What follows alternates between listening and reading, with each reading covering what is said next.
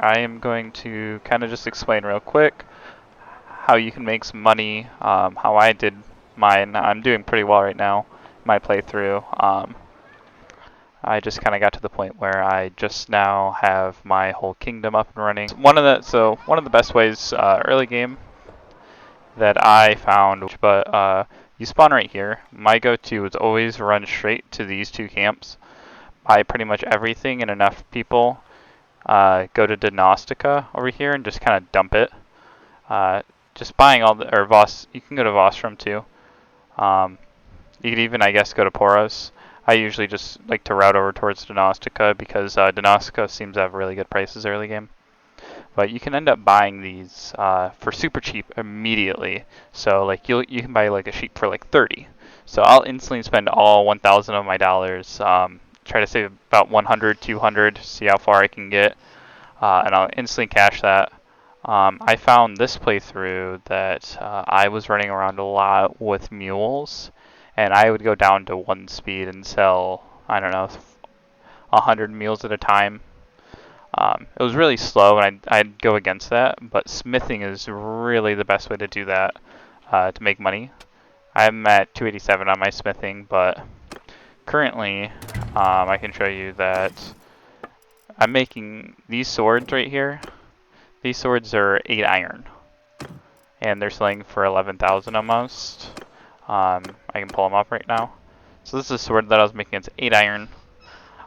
For me right now, I lose like nothing. I can make like 12 of these at a time. So if I can sell this for 11 times 12, I'm over 100,000, probably like close to 120,000 per setup. So, but what you really should do is you should have a couple people. What I'll do is I'll just take my healer. This is somebody that I just got. You can just smelt a whole bunch. Have somebody else turn in all this charcoal back in. You can also, you'll need to go in here and smelt. Pugios are one of the best ones to get, or the Tribesmen Daggers are really good as well. So then from there I can forge. Every time you make these, you have a good chance to learn some stuff. So I just now have the Damascus steel two-hand. It took forever. The two-handed swords seem to pay out the best just because their swing cut damage gets up really high, really fast. So if I was to switch to something like, I don't know, let's say this one, and go up, I don't have a good handle on here, but like up here, and I'll actually go through and make this just so you can see. Make sure everything is maxed out on size if you can. I'm going to do the Bronze Felx Guard because it's 5. And we'll go look at the sword that I just made and see how much it's worth. That alone is worth 20,000. So how I got there was that's 2 fine steel, 2 Damascus steel, and 1 normal steel. If you were to swap out the blade, you could probably still get somewhere around there. Usually I look for anything that's 3.9 right here. The weight and the length come into play too. So like you can see there's a 10 length difference here. They're the same sword practically. And I'll make one of each. And you'll be able to see that the length should play a decent factor. It's about 400 between these two. Where this one has a length of 128. This one has a length of 108. It makes a little bit of a difference. But you can see both these swords are worth 17,000 apiece still, and what's going into that is 5 fine steel. But you can also just stick around iron, steel, and fine steel. These 3 will get you a lot of money. And if you really need to, you can go down to raw iron. I did this for a while, and my swords were coming out to be between 2,000 and 4,000. But when you're making 12 of them at a time and you have 400 raw iron, you can do this just for fun, or you could do this honestly to level up somebody else. So let's say I needed to level up one of these characters. Smithing, as you increase the amount of materials you put in and the higher quality of materials, you'll get more XP. And that goes as well with the smelting. If I were to only smelt these, or let's say the wooden hammers, I wouldn't get as much if I was to go and, let's say, smelt this rigid great saber. These will end up giving you more XP. I don't think that it's worth it to get these ones. I find that things like the pointed falcon are alright. I wouldn't go below like this, the Maskin pike. Everything down here shouldn't be worth it. Besides for the Pugios. The Pugios are the go-to. These two sets are really good to grab. As well as if you go to shields, Tribesmen throwing daggers are really good as well. And that is because when you go to smelt them, you will receive all of this. You'll receive iron, steel, and fine steel, and each one of these is $300. So 3 of these is 900, and that will get you enough to make a sword. So you're spending maybe 1,500 on materials with this, which you also will get an increase in route iron and iron. So you'll get some abundance here. So that's why I was making my iron swords. I was hovering, I don't know, around 600 iron, and I started building up my fine steel and steel again. So you can see I have a bunch of swords, all iron. These ones are all worth about 10,000. So those are really good. These Xiphos are alright. Iron is a good one to use. The wooden hammers are really good to get wood. So example, I'm at 99. My dude right now could do, I think, 20 hammers and refine them. So I'll look real quick, show you what I got for my smithing perks. Charcoal maker is kind of the go-to. Iron maker doesn't matter. You shouldn't really be doing this. This is very good when you're trying to get a lot of parts. I will say that this one may be worth it later. I haven't really had an issue getting this. You could always just buy things and smelt them like I'm doing. Same with this. You can always buy other stuff and smelt them. This is just really to get you there to get all the parts done. So on your main character, I'd recommend getting both the Curious perks, and it'll let you get higher level things quickly. This as well is fine. I think it's alright. The Masking Steel, I would recommend at least getting one of these when you end up getting a second character like I've done here. Like how I have these second characters, I would recommend maybe getting one Thamaskian. Because what will happen is, whenever I go to a new town, I will go in here, I'll look right away, say, hey, there's one in specific you're looking for. So as you can see, I have this broad aiming sword, the fine steel, and fine steel. These kind of seem to be alright to buy. I don't know if they net you profit, but they definitely will give you a lot of materials that you're looking for. So, for example, let's go take another look. You're getting 4 steel, 2 fine steel. It's alright. This is like 6,000 though, which is for me half a sword. I think it's alright to do that though, because you'll get more experience and they smelt down really quickly. Right here, something that I accidentally made. Same with the fine steel. The fine steel seems to be really good though, because you really want steel and fine steel. But the Tribesmen throwing daggers and Pugios are the go-to to get everything. There are Thamaskian steel parts that if you see Thamaskian steel, I think they're around 16,000. I buy them just because it's kind of hard to get Thamaskian steel. The only other way that you can really do that is you need to go to this area.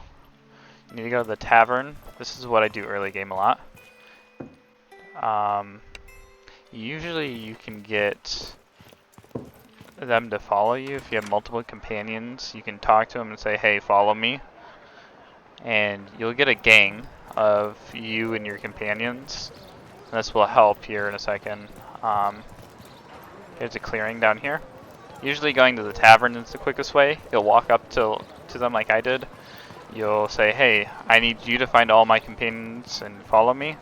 And then you go to one of these areas. Any of these clearings or waterfronts, or there's usually 3, a town, there's one more right there, back street. Any of these will get you these thugs back here, and these thugs are who you need to talk to. What you do is you pull out your weapon. I recommend you have your weapon out first. You go like this, say I don't take orders, and then you're going to instantly attack, otherwise they're going to hit you pretty fast. For me, I just hit both of them.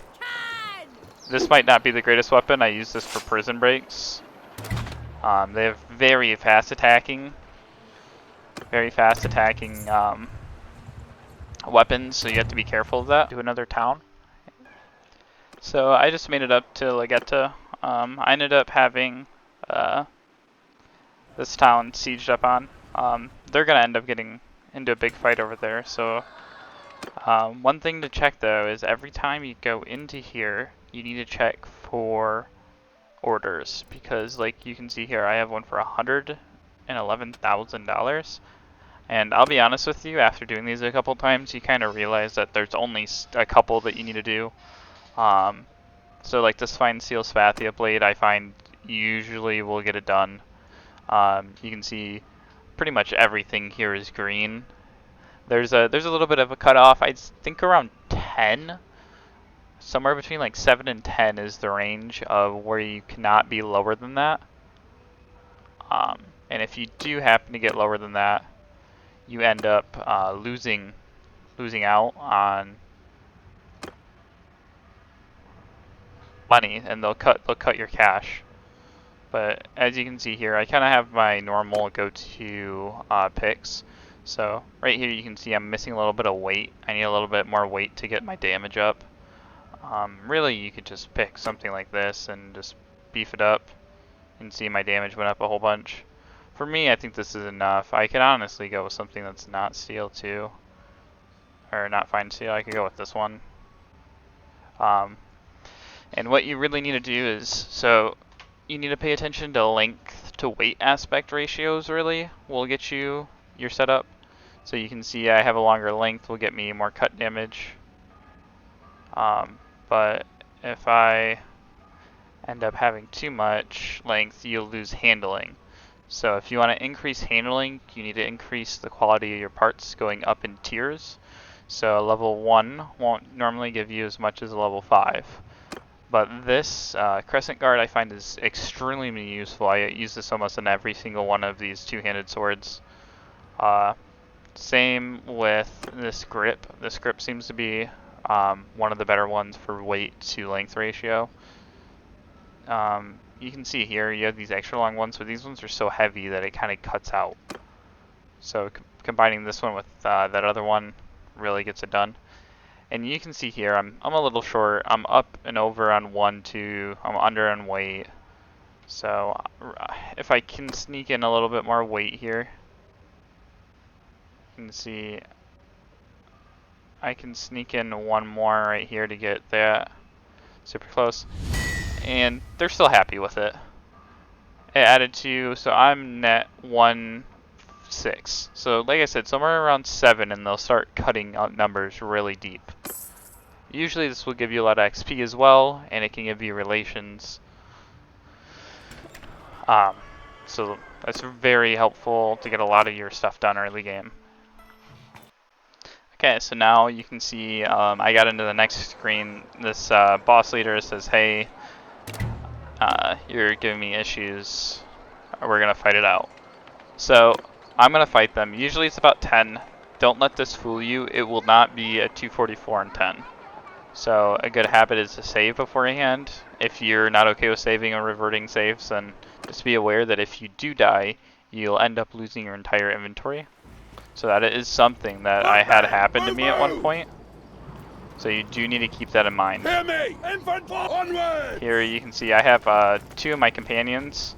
I should really have these people decked out in armor and better swords, but that's something that I didn't do. You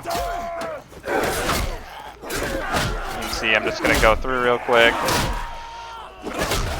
I'm two-handed, so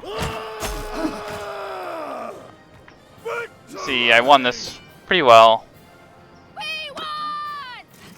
From here, you can get some things like the Masking Steel and Fine Seal and Spice, and these are kind of how I got through my early game really quickly. And the best part about this is after you did all that waiting, you'll have all of your stuff, all your stamina smithing back. So you can go through and smelt and craft again. So that was kind of my go-to, was I say I go here, I enter the smithy, I craft, I smelt, I go to the tavern district, I battle the thugs, sell whatever loot I get, and the spice alone right here will pay for itself. So that's how I got through my early game. From there, you kind of can just do this, and if you're like me, you just go get whatever crafted that you can and just sell it. You can see I am 7,000. Kind of just sell it there, leave it, and I can go to another town and I can net profit really hard.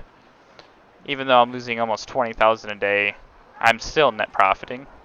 The only thing I will say is that I have been paying out to my other portion. So this is my clan. Very rich. If you go to this clan, it's average. I've been paying them a couple 100,000 every so often to stay wealthy, because I believe what will happen is the tribute cost will get split. So if you're like me and you have all this spare money, throw it to your other clan members. I actually promoted them.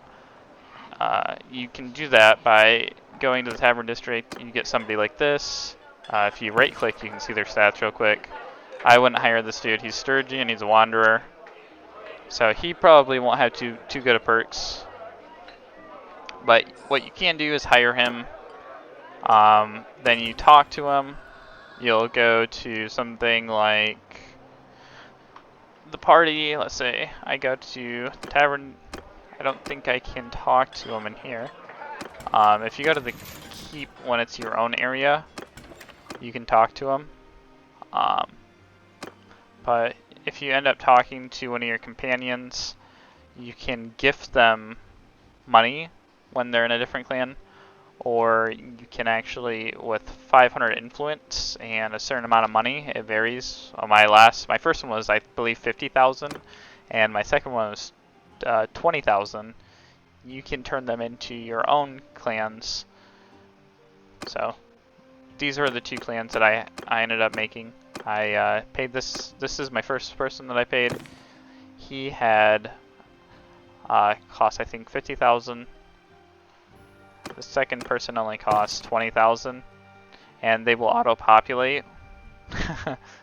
Name Monchug, but they'll auto-populate a couple people. So we can see he has a wife, and he is populating. He has a wife, and she's pregnant. I believe they will marry. So I guess this one was auto-made, but I believe you can have some that go and marry others as well. So I was looking, I believe it's this clan. I don't know who this is. They were originally in here, and they pulled this person in from the Empire. So somewhere, I don't know which one they were. I believe they were either Empire or Britannian. So Western Empire or Britannia. And they ended up Brothers Valandian, I believe. No, Western. So it was a Western Empire female that they pulled in and married, but now what's happening is they're repopulating. And that's where I'm at in my portion, is I'm trying to get as many children as I can to grow my ranks. Right now you can see there's 4. So here's my nephews and nieces, and I have one kid. And how you can do that is you just keep your wife in your party. So mine is Sylvian, and I just keep her on me. I heard that you need alcohol, so you need wine and beer. I'm at the point where money's not an issue, so even if it's wrong, I'm just holding on to it. It gives you steward morale points from the steward perk for food variety, so it's good to do it either way when you have the cash. But you can use all that money to invest into your companions and give them portions of your kingdom, and they'll auto-populate and start growing. So then when you need to, you can end up pulling them in. So right now, from me doing this, I can pull in 160 troops, which is good because I can't make any more parties. This is all I can net for parties, which sucks. But if you can also, you can go and talk to nobles of others. So, like I was saying earlier, they ended up getting into a war over here. So we're gonna go over here and net some perks. Show you how to get some recruitment going from other clans. The best way, in my opinion, is doing this. So you can see there's a big army right here.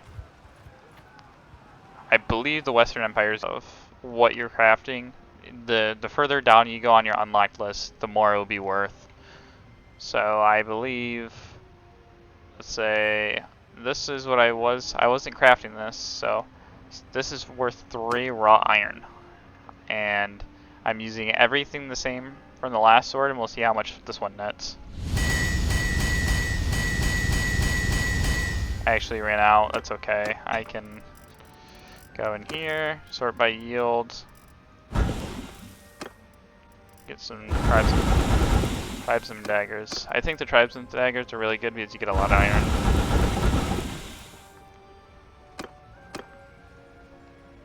Got something unlocked there. We can real quickly say, hey, how much were those worth that I just crafted? It looks like they were at least worth 10,000. So, raw iron got me 10,000. Or it could have got me more, honestly. Could be this one as well, 11,000. So, sometimes I'm a little bit lazy and I say I'll just take it even though I'm going to lose a little bit of money. I'll real quickly show you what I would buy if I was to buy anything. Usually it's around in this range right down here. So this might be worth it. So we'll just buy one. We'll buy one. Spathas, are they worth it? I'll tell you right away. Spathas are... Spathas are okay. 4 iron, 2 steel for 2,000. That's an alright deal. I will say that the Tribesmen Daggers, I believe, are the best. You can get them from... it seems almost anywhere, but like the outskirts of the maps. You can only get the Pugios in the Empire area. But what we're going to do is we're going to wait for... Okay, so they just did a hit and run, so I'll show you what I was doing. You go to the keep, go to the dungeon, and Usar. I don't know who this is. He's somebody in the lower ranks. What you can do is stage a prison break, and this, I'll save again. This will net you a lot of roguery skill. So what I like to do, I have this two-hander because it one-shots. It one-shots pretty much anybody if I hit him in the head. And it can cleave, so it makes these pretty easy. You can go through here real quick, and this will net you a lot of relations. So this is only about 3k gold.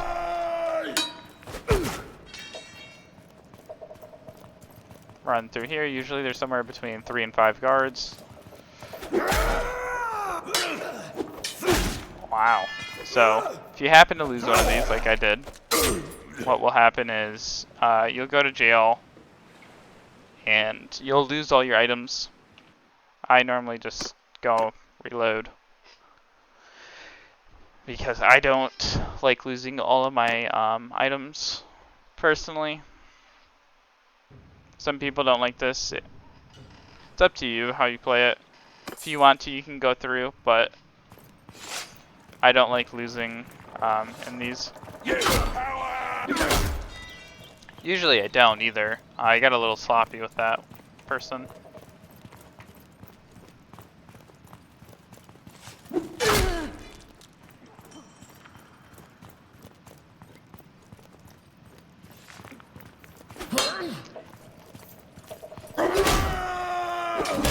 Also, if the other character dies in here, you lose. Like, so if they were to happen to die in here, they will die 100% of the time, from what I've seen. So what happens is you'll end up freeing them. You gain a lot of roguery points. This is the fastest way I've found. And what will happen is you get the roguery points, and I gained. This is the clan, so I gained 33 relations just from that one, which is pretty good. If you do that, if you pay attention on the wars page, I can say, hey, anywhere that I go to the Southern Empire or Northern Empire on the border, I can look. Anywhere in the Western Empire or Azerai, northern area, I can look. Or Britannia in Valandia. I've seen up to about 5,000 a person. For me, that's not an issue because of the money, and it gives me the roguery skill. The whole reason I thought about this is you really want to get this perk. It is this one right here. Bandit parties always offer to join you. This one's really good. This other one's pretty good as well, the civilian body armor. But when you have money, you can get around stuff like that. I saw right now I'm working on getting the leadership points to get. I believe it is.